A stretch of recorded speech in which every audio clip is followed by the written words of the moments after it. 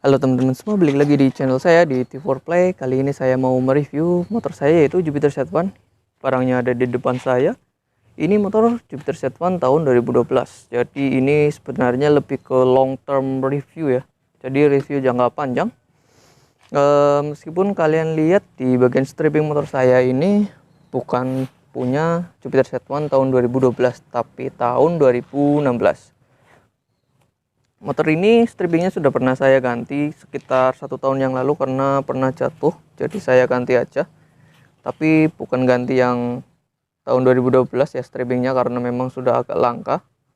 Selain stripping juga ada beberapa part yang sudah pernah saya ganti dan sudah bukan standarnya ya. Contohnya seperti yang kalian lihat di depan sini ada blok kopling TDR. Ini punya Jupiter Z1 dengan daleman punya full TDR semua ya.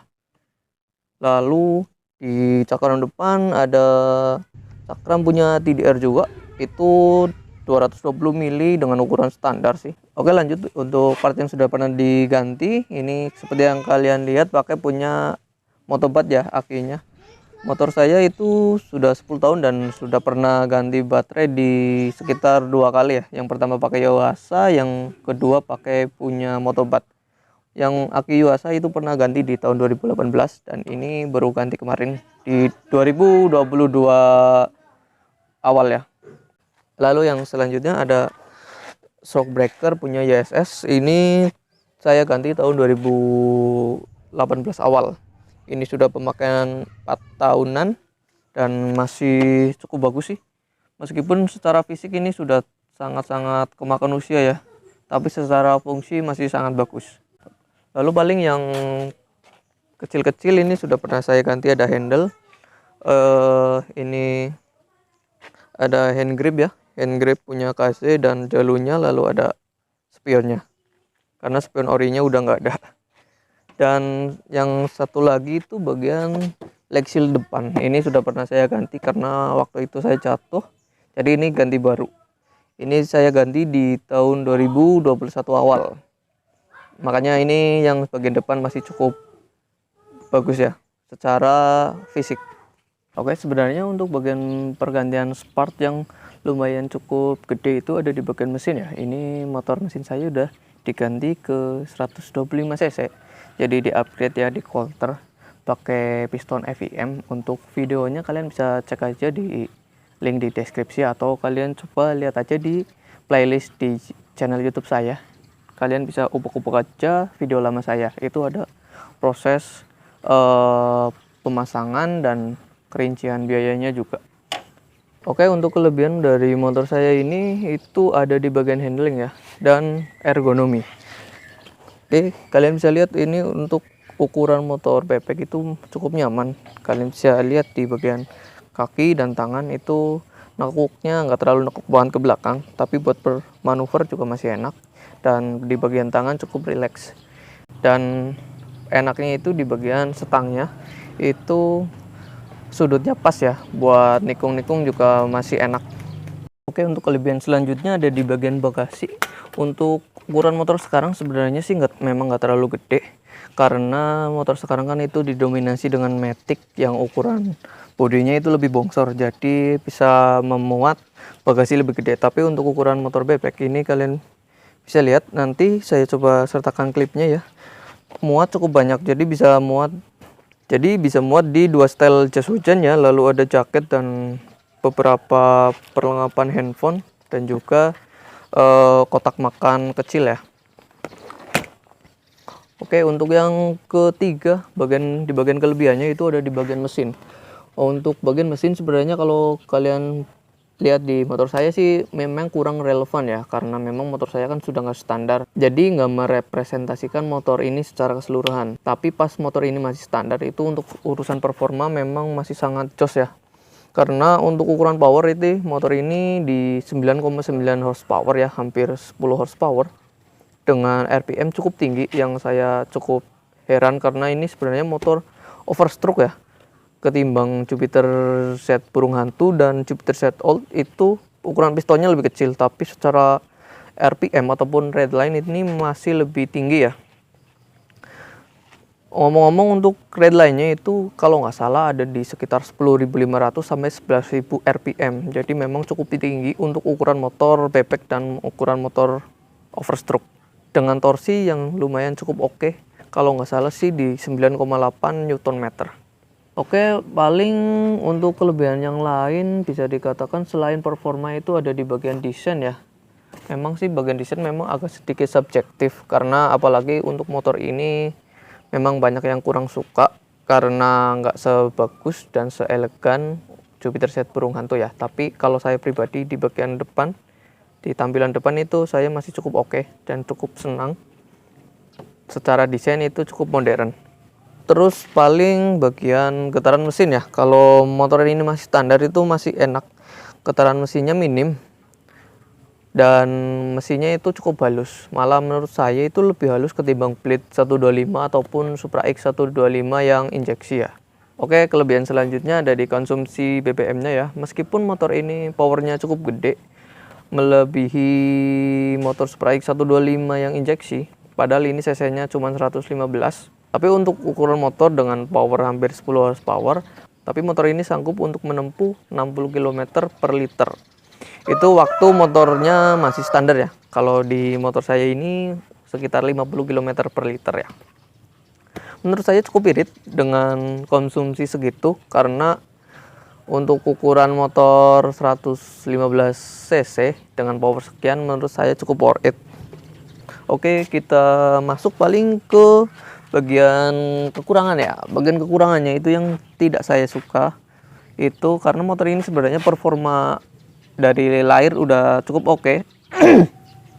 Cuman saya heran dari Yamaha kenapa nggak ada pilihan untuk kopling manual ya, kayak Jupiter MX. Itu kan ada dia dulu, Jupiter MX kan ada yang manual dan otomatis.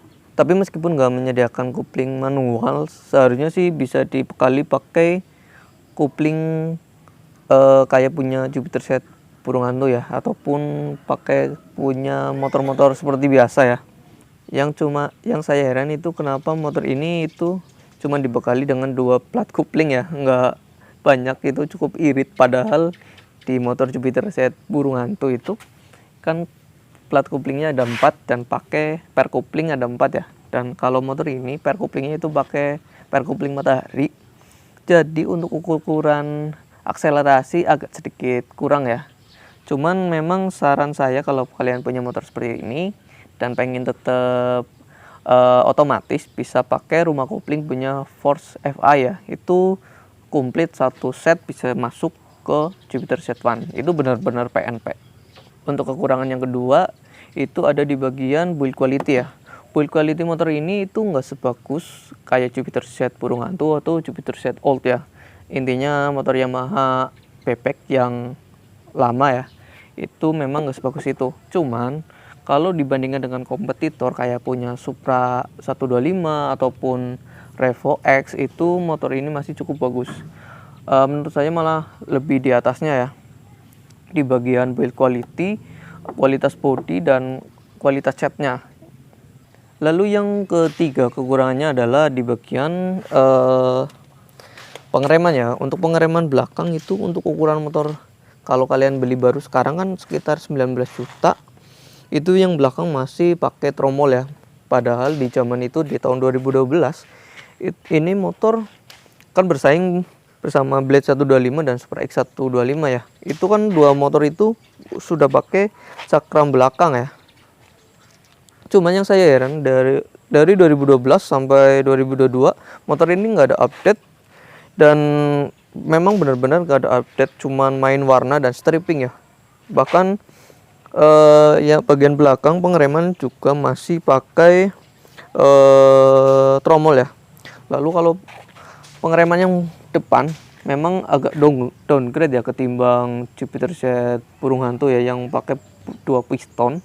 Kalau nggak salah kan Jupiter Z burung kan pakai 2 piston ya di depan. Kalau ini pakai 1. Memang sih secara pengereman memang khas Yamaha, masih cukup enak dan cukup pakem ketimbang produk sebelah. Oke, untuk yang terakhir paling kelemahannya itu ada di bagian desain. Desain motor ini sebenarnya bagi saya pribadi itu nggak buruk-buruk amat. Apalagi bagian depan itu menurut saya cukup ganteng. Memang bagian belakang, apalagi stop lamp belakang itu memang agak sedikit kurang ya. Apalagi biasanya orang-orang itu kalau membandingkannya dengan Jupiter Z burung hantu ya, yang dimana motor Jupiter Z burung hantu itu secara desain memang bisa dikatakan salah satu motor bebek dengan desain terbaik ya. Cuman kalau saya pribadi sih nggak masalah. Paling kekurangannya itu ada di bagian belakangnya ya. Ini stop lamp belakang nggak rapet ya, biasanya kalau udah 2 tahunan gitu pasti biasanya udah nggak rapet di bagian sininya ya. Oke, paling kayak gitu secara kekurangannya yang saya jelaskan. Kalau teman-teman ragu di bagian injektor ataupun full pump, motor saya ini injektor dan full pumpnya dari tahun 2012 sampai sekarang itu nggak pernah trouble. Dan ini padahal di servis injeksi itu dari 10 tahun hanya di servis sekitar 3 atau 4 kali, dan dibersihkan filter full pump baru kemarin di bulan 3 tahun ini ya. Jadi memang benar-benar bagus di bagian kelistrikannya. Paling hanya di bagian spool itu sudah pernah saya ganti sekali di tahun ini ya. Itu saya ganti bareng pas ganti aki ya, kayak gitu. Jadi kalau teman-teman bilang kayak semacam rotaknya gampang lemah dan injektornya gampang rusak, sebenarnya sih saya nggak menemukan ya.